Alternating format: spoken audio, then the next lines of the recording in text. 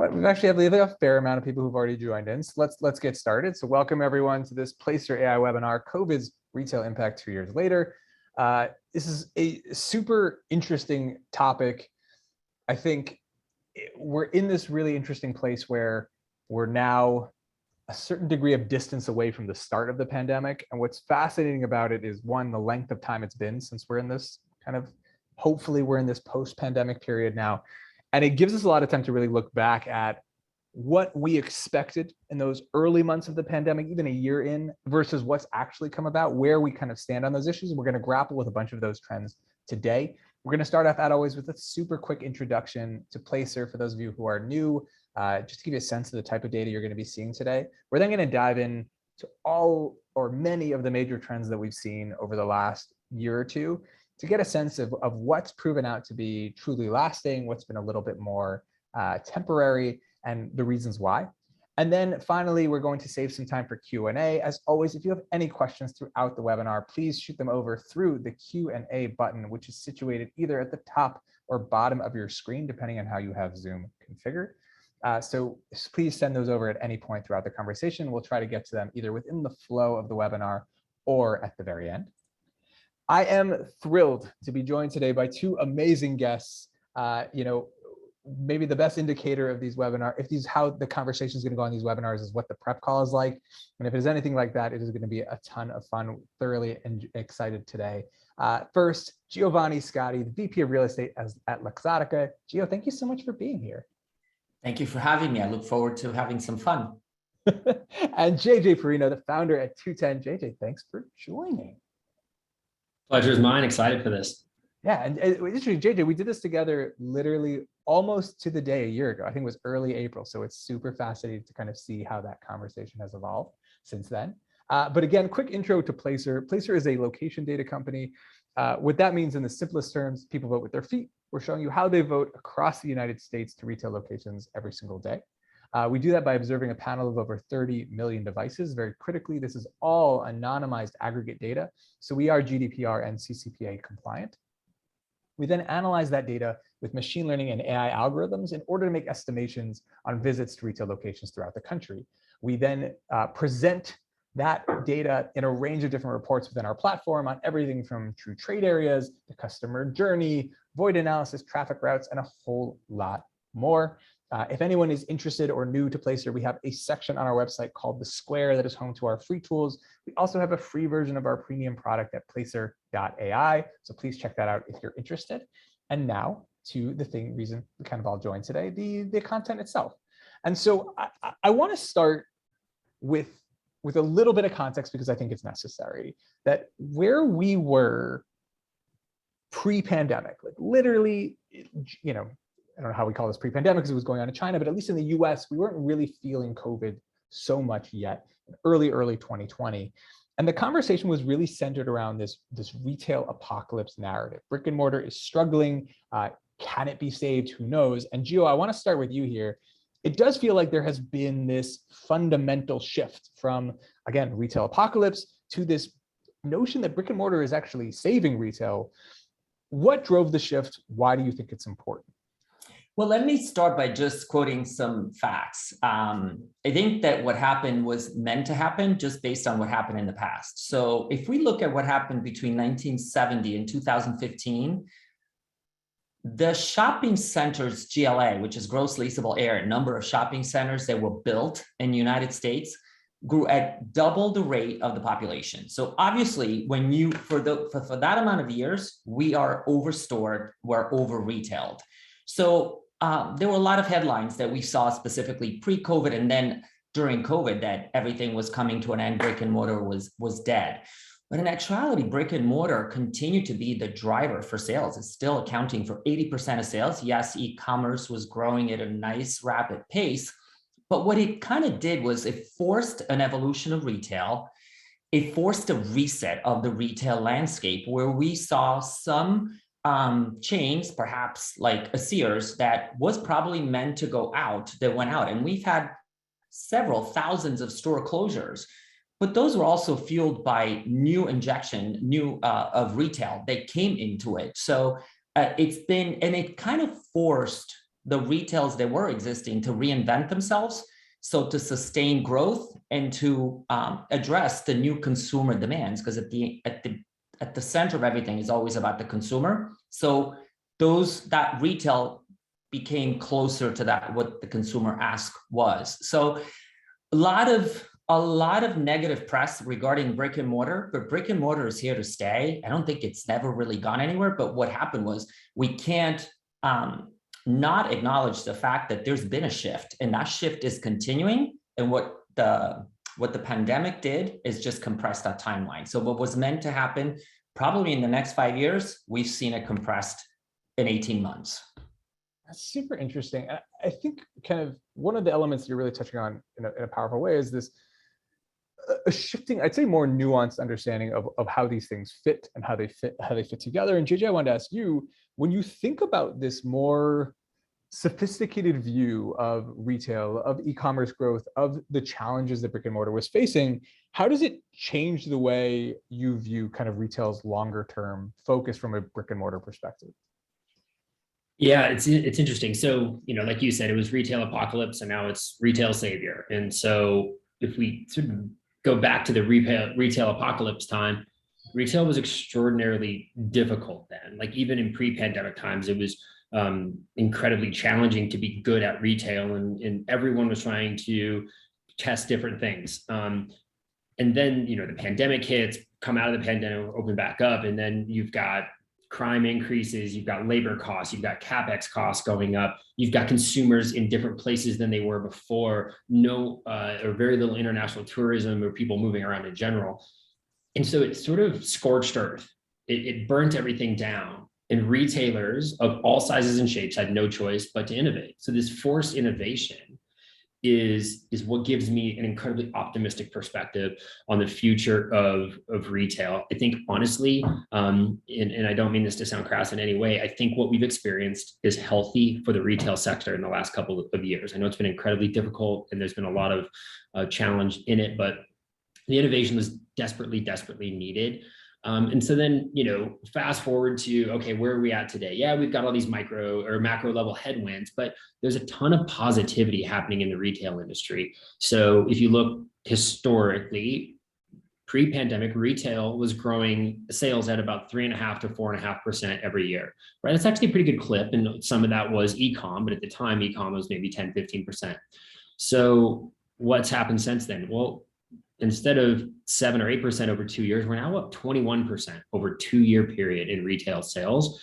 And while it is slowing, it's not turning down. And we're not really seeing any indications that we expect to see that, whether it be the foot traffic data or sales data, or even the macro level things. So I think we're still in a really good position. We've got a ton of innovation coming from sort of this emerging direct business, these DNVBs, right? So they're reducing customer acquisition. They're trying to grow brand awareness. That is helping to fuel sort of an emerging growth and wave of innovation from large brands as well.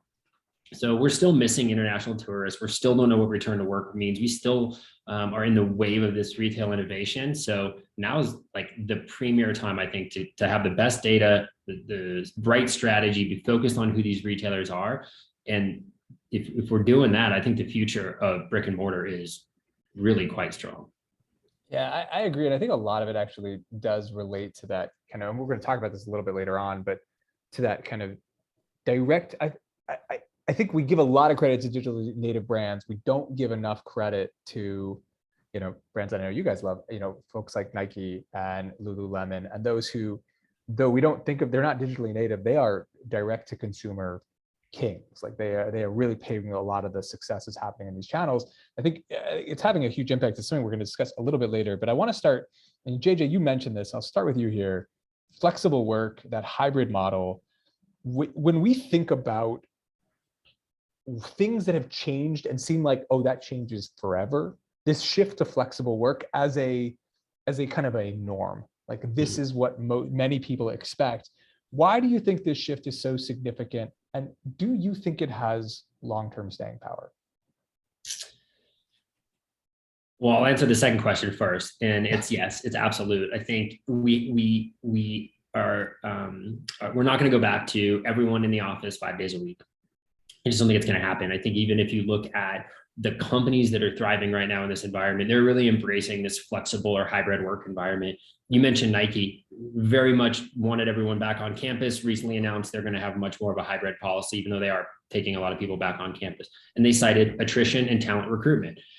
We've seen it from a lot of different companies. I think it is the norm. If you look at what Airbnb and Target, Lyft, Spotify, Coinbase are doing great. Oh, you know what? Those are sort of innovative companies, but it's 3M, it's DuPont, it's sort of those mid-America companies that are doing it too. And I think that's going to be the norm now.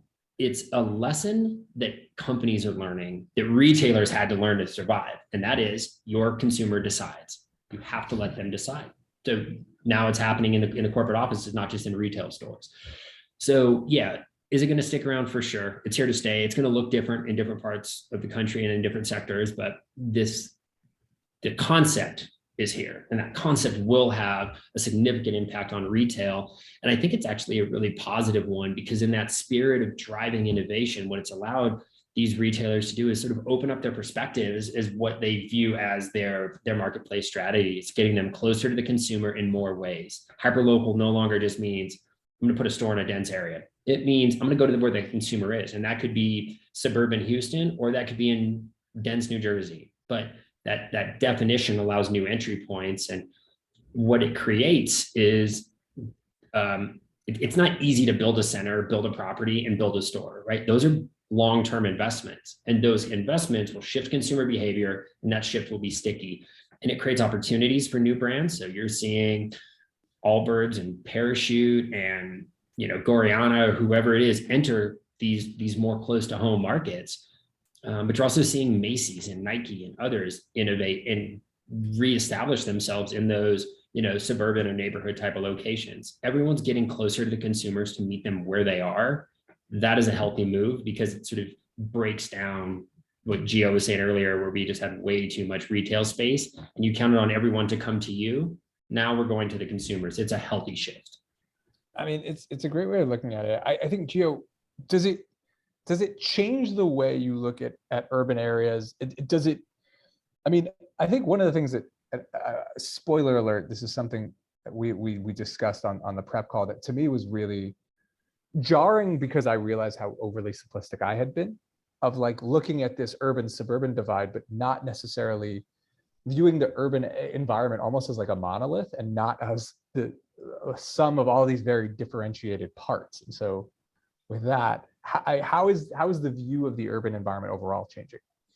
Well, it's a great question. Urban necessarily means many different things. The way that we look at it is we dissect it. There's the CBDs, which are obviously the central business districts, where there's a concentration of offices, and typically there's been a lot of a healthy representation of retail, which goes anywhere from restaurant uses to soft retailers, just because they become that kind of attraction for that Monday through Friday traffic. I live in New York City, so there are some areas that have definitely been impacted, but not the entire urban area, because then there's also pockets, which we call, whether we call them submarkets, whether we call them neighborhoods, which have been thriving. So it's been a shift in the consumer demand. So the consumer is looking to work, live, and play much closer to a home environment, giving that, and I do agree with JJ that we're not going to see this changing anytime fast. So it's always going to remain in that hybrid.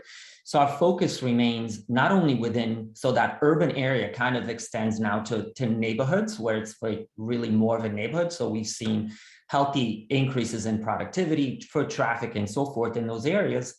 But then also surrounding areas that are outside of major cities. So going back to New York City, if it could be looking at North Jersey, looking at Long Island. So we've seen kind of a resurgence, because they're not going into the office. So they're now spending time, quality time. And obviously we've seen the retailers picking this up. And obviously those are where we've seen the most increase in productivity and so forth. So where we've seen the decreases in the urban central business districts, we've kind of seen that increase coming in from these neighborhood stores or neighborhood areas where they continue to grow.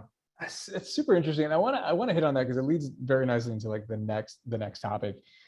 You know, I think everyone who's kind of looked at the data sees this shift away from cities of certain groups and what that means for kind of the suburbs. I mean, Gio, I'll start with you here. Is this suburban opportunity as big as we're being told it is, or we think it might be? And how does it change like the overall 30,000 foot view from a retail real estate perspective?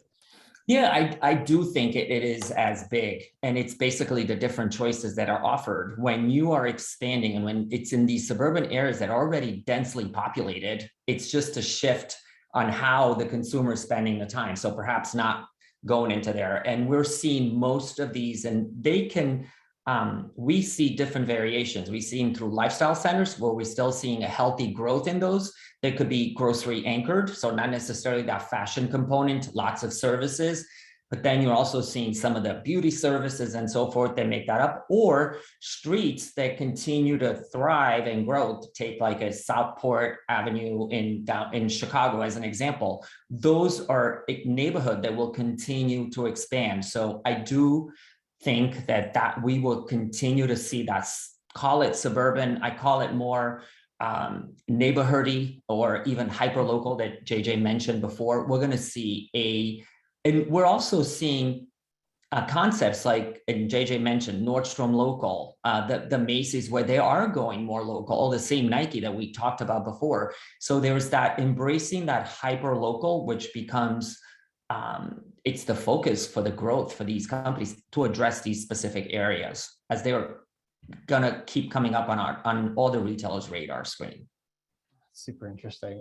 JJ, from your perspective, I think, you know, when you have a shift like this, there's obviously going to be people who are clear winners. So home improvement, if people are moving homes and you need to furnish that home and you have the backyard that you didn't have before, it kind of really aligns. Like you see why they're going to be a beneficiary of that shift. But there's others that I think were a lot less expected, you know, by some at least. You know, one of those is a company we've already spoken about, like Nike. It's talked about having their kind of experiential oriented retail in suburban areas.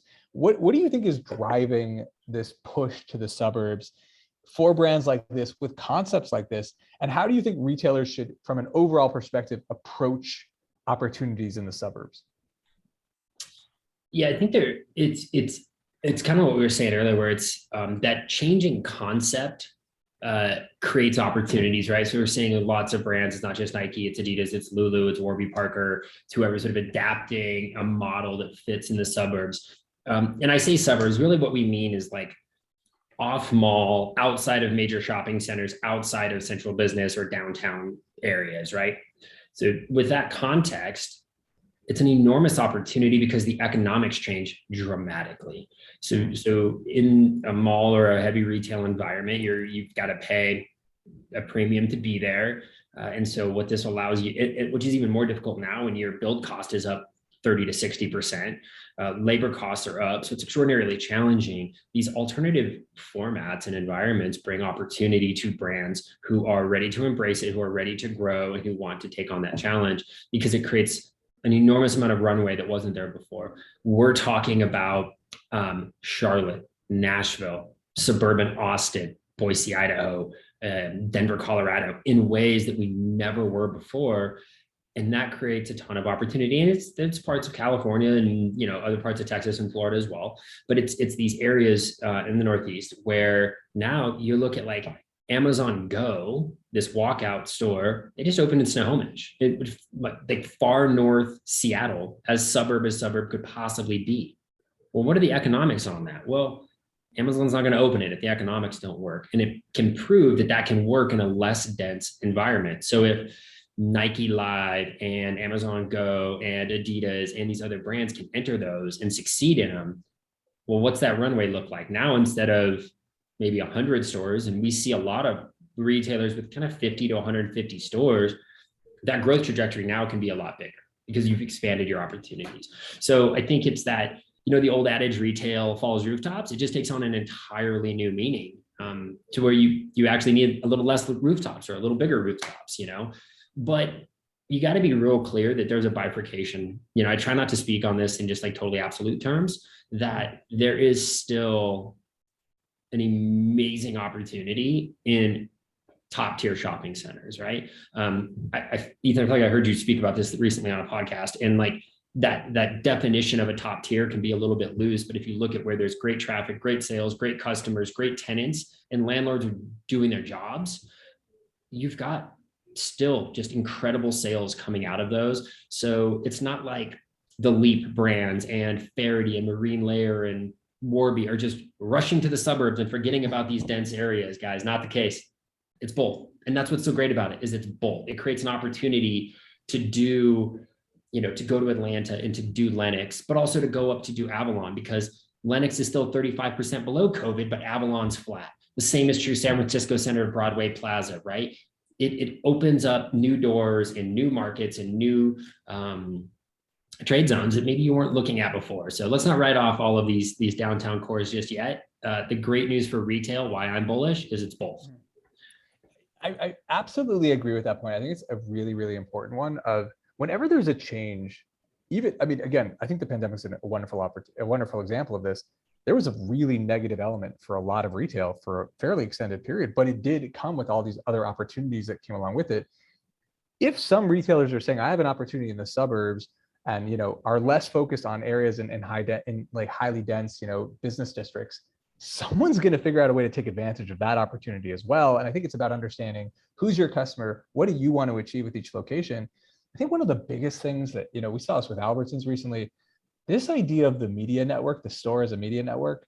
I don't think we can discuss this topic enough. I think it may be the one of the most important things that's happening right now in retail in terms of understanding how brands expand their reach, what they're able to accomplish with each location. I do want to quickly call out before we continue. I'm putting this in the chat. You know, we're getting close to ICSC in Vegas. For those of you who are attending, I apologize for not doing this at the top. We have an event that we're running on Sunday and in the afternoon, you know, on Sunday the 22nd. For those of you who are interested, just plugged it in. Please feel free to join us. We'd love to see you there. But now kind of back, one of the things, you know, JJ, I'll continue with you here because you just mentioned it. You talked about those top tier shopping centers. And I think one of the, you know, again, pre-pandemic, we're told malls are dying off, they're struggling, or we're told that, you know, only the strong will survive. And, you know, there's these kind of different perspectives on what the future is of the mall. I wonder, what do you see as the kind of the wider future for indoor malls, and how optimistic are you about that future? This is, again, really like a bifurcated question, and I think there's just nuance in it. So everything you said, Ethan, is totally right. Like, there's a lot of malls dying. We had too many built. It's going to continue to fall off. But I think we should all view that as a positive thing, right? Not if you maybe own the mall, if you're in the mall, but what we're seeing is great tenants that are in the mall. They're not just closing their businesses. Like, that's a misnomer. They're leaving. They're going outside. They're hitting a lifestyle, or they're building a new concept that works in a strip. Maybe it works in freestanding. I would venture to guess Gio spends most of his days doing things like this. So this is like a very common trend that's actually spurring innovation and spurring new formats, driving profitability, serving consumers. This is good stuff. And so if you think about like the purpose of a mall, it's really no different than any shopping center, right? So the purpose of a mall is to build an exciting and safe environment for consumers to gather and retailers to serve them.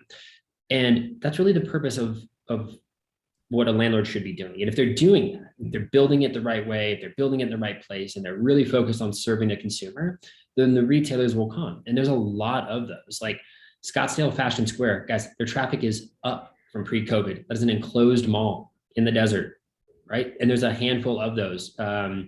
There's one in New Jersey that's escaping my mind right now. Not Jersey, Roosevelt Field, same. New York, that mall is dang near flat on traffic. Well, why is that? They're doing their jobs, right? So I don't think that we can just totally walk away from the mall. I don't think that's the objective here. I think it's being smarter with it and understanding what that diversification means. And there's landlords making incredibly smart decisions and bringing in if you're in, Grand Junction, Colorado, and you're the only mall in town, well, then put the Home Goods in the mall, put the Target in the mall, put the Dick's Sporting Goods in the mall. The traffic is there. And you know what? Retailers are thriving. Yeah. Right. So those alternative types of formats. The other thing, and we might hit this later, Macy's Backstage. Macy's Backstage is doing some good work. and they're driving people to malls and they're converting and coming in. So like there's these other uses that are exciting. Now, if the whole mall goes to medical or a school or something, like just understand as a retailer how that strategy comes together. Is that your consumer? Are they in the mall? Are they there for the shopping occasion that you want them to be?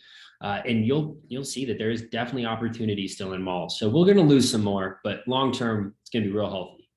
I mean, I think you touch on such an interesting point. By the way, keep your eyes out open, guys, because we have a really cool report coming in just a few weeks that touches heavily on that backstage concept. We're really excited about it as well. But Gio, I wonder from your perspective, are there elements now when you're kind of looking at a mall that are like, these are the traits, these are the characteristics of a mall that I want to be in, and have those changed as a result of what we've seen in recent years?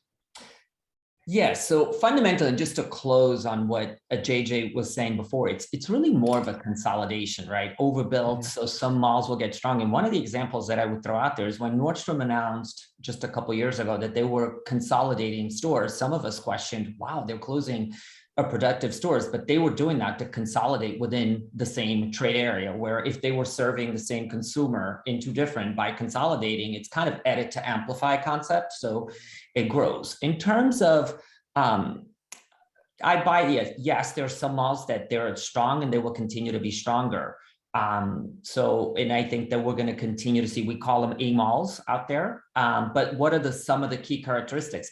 But let's not get confused, because A malls in a specific market may be because they're consolidating. Atlanta may have X amount of centers, but then you may be in Pueblo, Colorado, where it's the only game in town. How do you amplify that, and how do you grow that audience? It's a much smaller market, but you're kind of king of the hill. So in terms of characteristics that we look for, it's tenant mix, and that goes both in the specialty side and in the anchor side. And when we look at the anchor side, what is the anchor risk? How many anchors at risk of potentially being closed while there are others that are solid?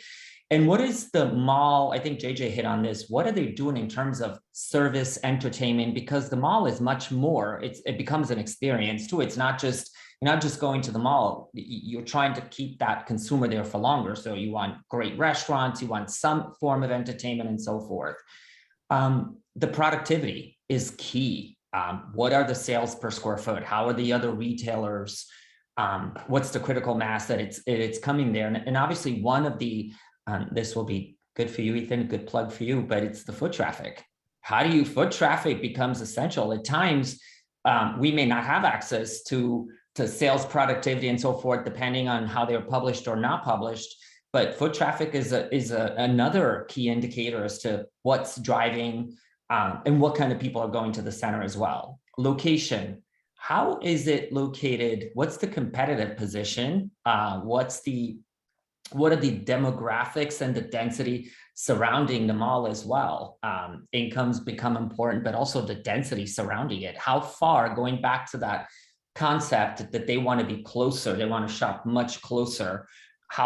What's the density that you have there? Does it have a regional pull? So meaning that because of the exclusivity of some tenants that they have in there, that the consumer is driving further out than your typical trade area.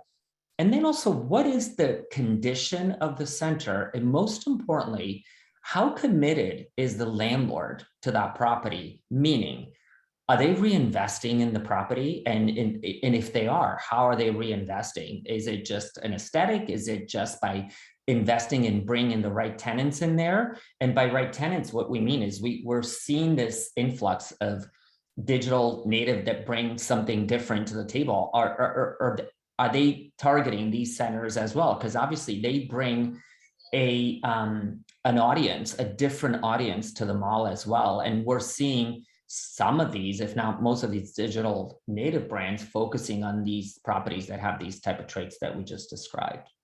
It's such a great analysis. One of the things that we touched on earlier on was decisions that were being made pre-pandemic already and the impacts that they've had. So I think a lot of really smart mall owners, you look at the Taubmans, the Simons, the URWs, they were making shifts years before the pandemic to a more diversity of tenant mix, more experience, more restaurants, more of a reason to spend a day there. This idea, said Jennifer commented on, this idea of the third place, somewhere where people want to go and spend the day. I think it's such an important element. I do want to touch on a question that came in from Richard. He said, off-price retailers tend to avoid malls for open air centers. Do you see this changing in 2023-24? And I'll give you the added element of, do you see more non-traditional mall tenants starting to get into the mix?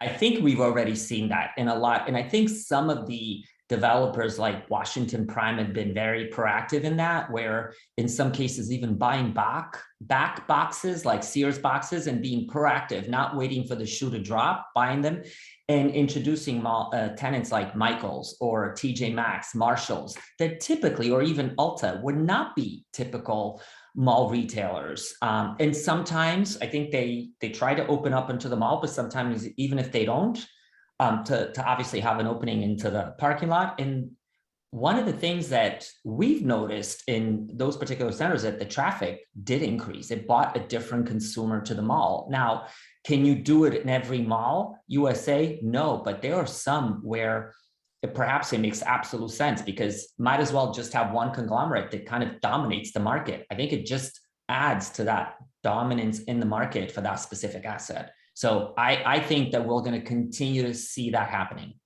It's such an important point. I completely agree with you. I also think the added element here is, if you start seeing less classic traditional mall tenants in malls, more food, more experiences, more health, it fundamentally means there's more opportunities for other malls to grab different elements of the market. So you're not going to have 6 malls in an area all thriving, but you can figure out how to orient a mall to solving a specific need in a market. That space can be utilized more effectively. I think that's what's really exciting here. I want to get to another question that came in from Brian. He said, what was your take, and JJ, let's start with you here. What was your take on Amazon closing their bookstore chain while other chains such as Barnes and Noble are growing brick and mortar business? Yeah, I saw that question. It's a really good one. So it's fascinating because it's actually a sort of a different strategy, right? So you think, so Barnes and Noble freestanding outside of malls in most locations or nearby, where Amazon was in malls. So you get back to the economic conversation. There are also a lot different product assortment back in those. I think what we found was that Barnes and Noble's gotten, and it seems so weird to say this after a decade ago, the Barnes and Noble Borders conversations back then, but they've gotten really good at knowing their customer and serving them and getting them what they want. I think they've got a really productive model that they focused on. I think that the Amazon strategy there was always a bit different. You can tell it was a bit different because they closed like that. Went to my local mall here and I saw a sign on the door 2 days after the announcement that said Amazon's closed all their stores. So it's created opportunity for Barnes and Nobles and the like, and we're going to continue to see that. The pandemic's been really good for bookstores in general. So I think they're capturing that opportunity. Don't write Amazon off though. I don't think we'll ever see them in some sort of a physical environment again. They're going to continue to test and learn. I totally agree. You can't understand Amazon without first starting out that they're built as a tech company. Optimization, move quick, get things launched, see what it works, close it, relaunch it. They are a different animal, and I think Andy Jassy just said it in his note. He said it's still day one. Think about it. It's still day one with the biggest pocketbook in the industry. They can do a lot. I agree. We're getting amazing questions coming in, and we had one more on malls, and then I promise we'll move on. But what do you think about specialized malls, like a sport-focused mall or a pet mall? Question comes in from Carolina. I'll kick off. I don't like it. I think I want to see an audience-focused mall. So I want to see, I grew up right near the Short Hills Mall in New Jersey, big, fancy, luxury-oriented mall. I want to see the mall nearby not go luxury because to figure out something, but I don't know that we should be that specialized. I don't know what you guys think. I don't know that I've ever seen one of these. I've seen a medical mall, but a mall convert all to medical. I think we already have these. It's called Dick's Sporting Goods. It's called Petco. What are you going to get that's not in those? And back to the point, it's got to be audience focused, and it's got to be something unique that brings people consistency. I think the thing that we kind of glossed over was one of the great things happening in a lot of these malls that are diversifying right now is, and we see this, in the Placer data. they're stabilizing throughout the week. They're stabilizing day to day, and they're stabilizing seasonality. This is great news for retailers who are struggling to hire to plan labor. This is great news for product flow. This is great news for everybody. If we can drive a more stable flow to these shopping centers, which means you got to have diversification. People are going to come more frequently for shorter periods of time and get what they want. So there's a great opportunity there for getting the right mix in that drives that all day, every day type of traffic. And it's a great point. Let's kind of get back. Questions are amazing. Please keep them coming. I want to talk a little bit about Omni. We like this because everyone knows IHOP is the king of omni-channel, right? It's always the brand we talk about. But it was super fascinating when we saw this kind of the locations that had this kind of virtual component and how they were outperforming others. Like, it was just really interesting. But Gio, I want to ask you, because I do think we very often view these things as separate entities. So we look at digital, and then we look at physical, but the whole point of Omni was that we should view them to some degree together. I wonder, how does omni-channel thinking impact the way you approach real estate?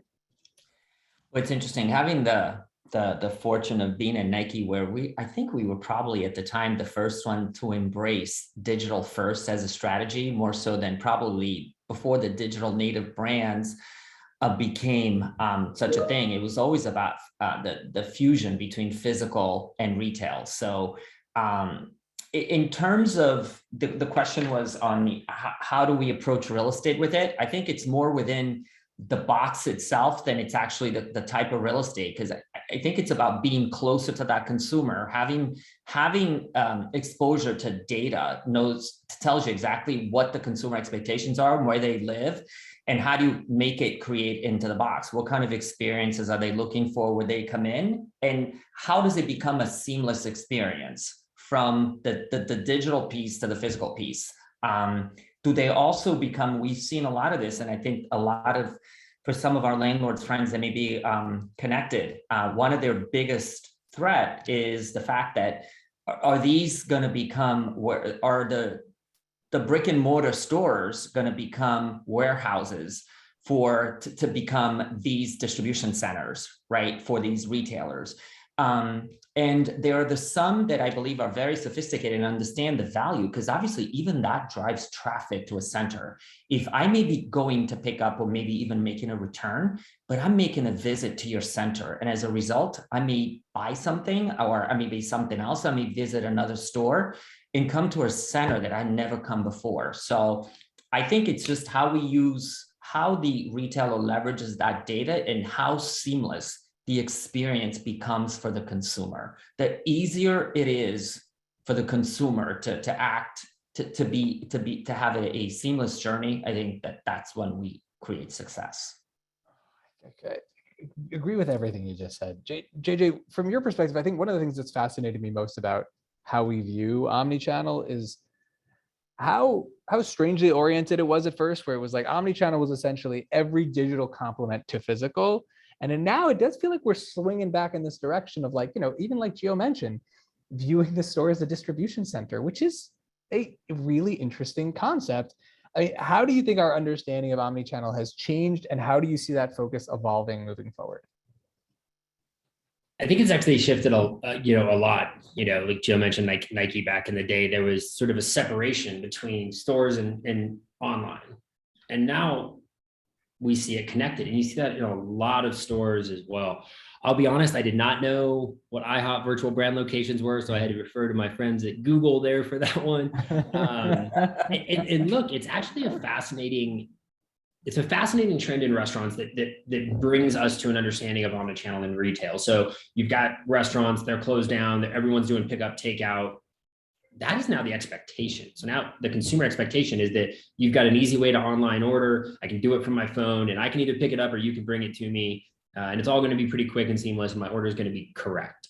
Now, what we know in research is suggesting that the restaurants are actually good for retail. We see conversion and traffic upticks there. Physicals, come in, sit down, tends to be better. So we've actually seen both take on-prem and off-prem sort of emerge from COVID really strong. That's good news for retail, but not just beyond driving traffic. What do we learn from that in retail? So there was a question came in about ghost kitchens, right? That's what IHOP is using. And on the retail side of that, what does that look like? Well, it looks like on-site distribution centers, and we're seeing these stores use those as essentially distribution hubs. I mean, look, the economics of digital, where you have to deliver, like you're effectively, the customer is saying, I want you, brand, to do my job for me for free and better than I can do it fast. Thank you. And we're like, okay, well, now we can't control the end experience. There's all these. So Nike Live's a good example. You're picking up a lot of product there. There's a lot of brands that are doing this. The expectation from consumers is that same great experience they have in restaurants with pickup and tickets, they can have at your store. I used to say, like 10 years ago, if you're going digital, your number one competitor is always Amazon, because they set the expectation. You can't ship in 5 days if they're doing 2. You can't not have searchability if theirs is easy. You can't have recommendations. So it's the same when retail and restaurants, like that's competition, because that's what consumers expect. So who's winning this? What does good look like? I admit I got a serious man crush on Target. I think Target is doing an absolutely incredible job. They've got a head of product engineering over there that is sort of innovating this whole experience. They're shifting stores there. You go to Target, so just some stats for you from Target's recent earnings, and everyone hopefully saw this. So 80% of their orders are originated in stores, right? So 20% are online originated orders. However, 96% are fulfilled from stores. Less than 4% of Target's 20% business is actually fulfilled digitally. They're fulfilling from stores, but go to Target. You see a ton of people walking around picking products? You don't. They've shifted their entire model to serve consumers the way that they want to be served. They're going to start launching returns from the parking lot, where you can drive up and do a return. If you place your order, you tell them you're on your way, they'll bring you Starbucks out to your car. Like, that experience is getting fantastic. That is a true blend. When we say omni, we don't mean like, oh, there's a mobile POS and I can order online and it'll ship to my house. Yes, you need to do that, but it's sort of this complete convergence of these two things. Now, this isn't like a plug for metaverse. I think I don't see that having any type of viability in a retail world in my lifetime. I think it's great over a drink, but this convergence of like what you do online and what you do in a store coming to physical life is going to be the future of online, or of omni. I very much agree with you. I also think one of the things that I will say, though, and I'll go to our last question, is it is really important for brands to learn from the Targets and Walmarts and those who are doing omni really, really well. But it's also, I feel like one of the things that, we get a question quite often is, well, what are you supposed to do? We can't do what Target does. We don't have that level, that scale, or that innovative capacity. It's leverage your strengths. Like, you don't have to forget who you are and what your opportunities are in the market. For everything Target brings to say, and I equal your man crush on Target. I think there's a few retailers that do things as well as they do. But you can do things differently and drive a really powerful experience. I mean, Chick-fil-A is a great example, obviously, in the QSR space, of like someone who does things that break a lot of rules of what you're supposed to do, and yet it works unbelievably well. So I do think there is that's also a really important element just to throw in there. And now, really quickly, because we are running short on time, but I really want to ask this question to both of you, and I'll ask you the same one. And Gio, let's start with you here. How significant is the shift to owned retail for the wider brick and mortar retail ecosystem? And by this, I mean everyone from Untuckits and digitally native brands to the Nikes and Adidases with their own locations. How big of a deal is this shift?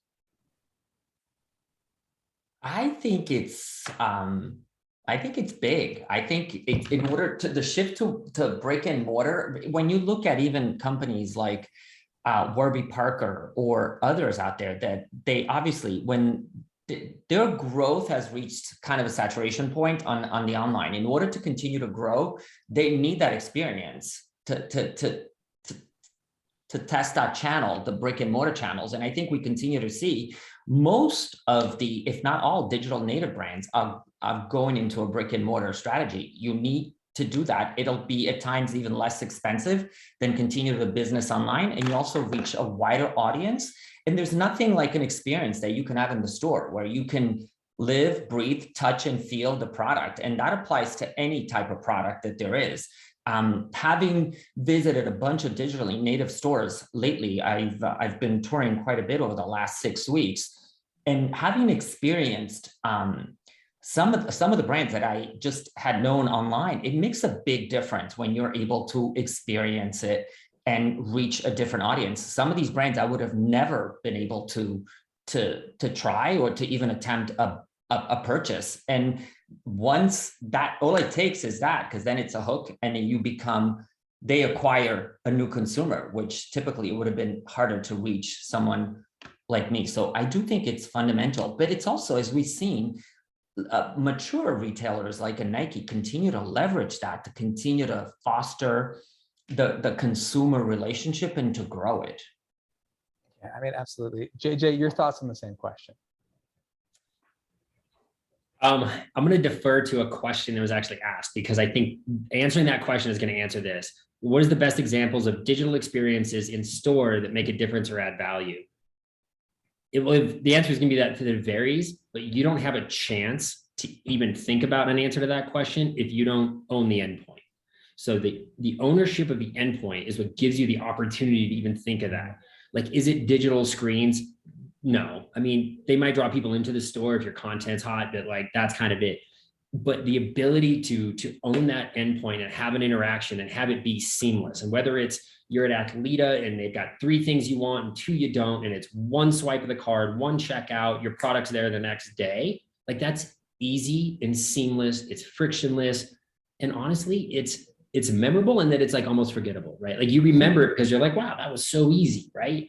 And then you go to the flip side of it, and you go to, I'll just share a recent experience I had in Cotopaxi, where, like, not super familiar with the brand, go in, learn an extraordinary amount of the product, ended up talking to the associates for 30 minutes by my own accord, not pushy at all. That was a truly memorable experience, where now I'm a big fan of that brand because of an in-store interaction that I had. Mm-hmm. So yeah, there's all the stuff that you're going to see in the Wall Street Journal around brand awareness. These brands are all trying to reduce their customer acquisition cost because digital is so expensive. It helps them lower their delivery costs because they can use their stores to fulfill. Like, yeah, there's the economic benefits, but let's rewind this all the way back to something Gio said at the beginning. This is good for the consumer. So if we put the consumer at the center, which is exactly what all these DNVBs said, you look at their walk around decks that they take around to try to raise money. Every one of them, oh, we're focused on the consumer. This is for the consumer. We're innovating for the consumer. You've got to have a physical presence to deliver that. And look, I'm not just like a fanboy out here saying everything is going to be physical. I think there's a healthy balance out there of the omni experience with the digital and the physical experience blended together. But there's never going to be a replacement for a human connection, talking to someone, touching a product, feeling a brand inside of a space. Allbirds is great at this. Their stores are bright and airy and light, and it embodies their product. You can't replace that. So there's always going to be a need for that. And the more brands that step into it, honestly, the healthier the entire ecosystem is going to be. I mean, I think it's really well said. And we'll end on this. The CEO of Allbirds was just on a panel middle of last week. People who visit a store first and then go online spend 50% more than those who are online as their first touch point. Wow. So it's really, really fascinating. It's from Allbirds data. I want to take a minute and thank you, Gio, JJ. Thank you so much. This conversation was amazing. Really appreciate all your expertise and insights. Thank you so much for joining us today.